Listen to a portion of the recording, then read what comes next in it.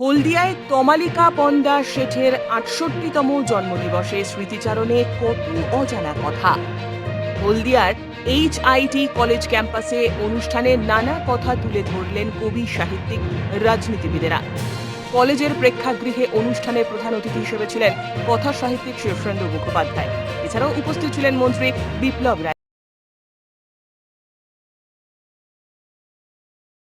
যে আমি এই পরিবারের কনিষ্ঠতম সদস্য, আমি ওনার ছোট পুত্রবধূ, ছোট ছেলের স্ত্রী।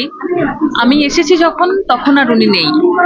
আর যেমনটা আপনি বললেন যে স্বামী স্ত্রী একে অপরের পরিপূরক, বা এই সংসারের প্রতি, এই সমাজের প্রতি ওনার যা কর্তব্য, ওনার যা মানে যে কৃতিত্ব উনি ছেড়ে গেছেন, আমি সেগুলো দেখেছি। কিন্তু ওনার সাথে আমার সাক্ষাৎ তো হয়নি।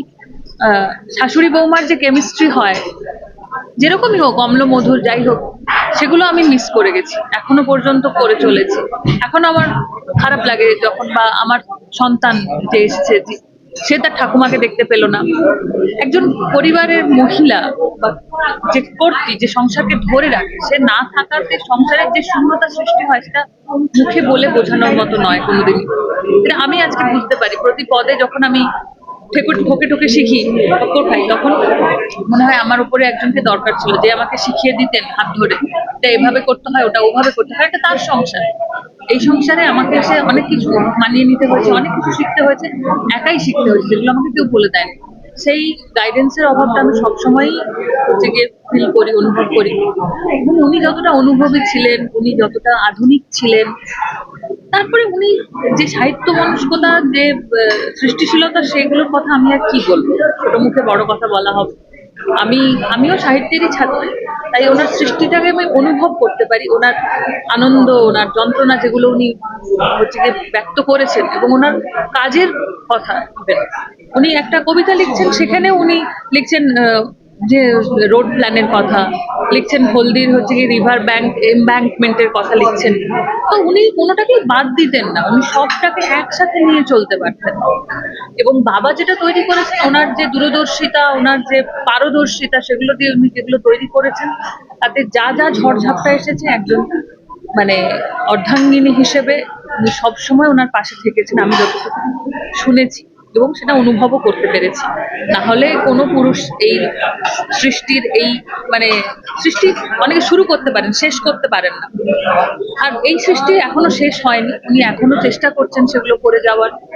প্রত্যেক মানুষেরই জীবনে কিছু ভুল ত্রুটি তো থাকে, এবং বড় কাজ করতে গেলে আরো বেশি ভুল হয়। আমরা ভুলটাকে না ধরে যদি ঠিকটাকে দেখি, অন্ধকারটাকে না দেখে যদি শুধু আলোটাকে নিই, তাহলে আমরা অবশ্যই আলোকিত হতে পারি। অনেক ভালো কিছু আপনারা দেখলেন, আজকে এত লোক এসেছে, তারা প্রত্যেকেই ভালো কথা বলে যাচ্ছেন। একজন না হয় মৃত, একজন তো নেই, কিন্তু অন্যজন তো আছেন, তার কথাও তো বলছেন তারা এসে।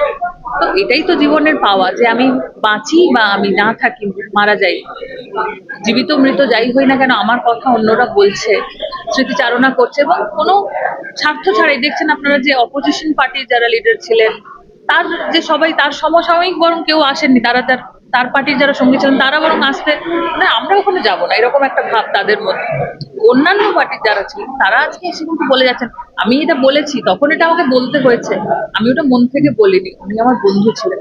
এটাই অনেক বড় পাওয়া জীবনে, যেটা মা পেয়ে গেছেন, এবং আমার মনে হয় আরো পাবেন। আমরা তার সন্তান, আমরা তার উত্তরাধিকারী হিসেবে চেষ্টা করব যে এগুলোকে আরো মহিমান্বিত করার, এগুলোকে আরো এগিয়ে নিয়ে যাওয়ার, কোনোটা যেন পিছে ছাড়া হয়ে না যায়।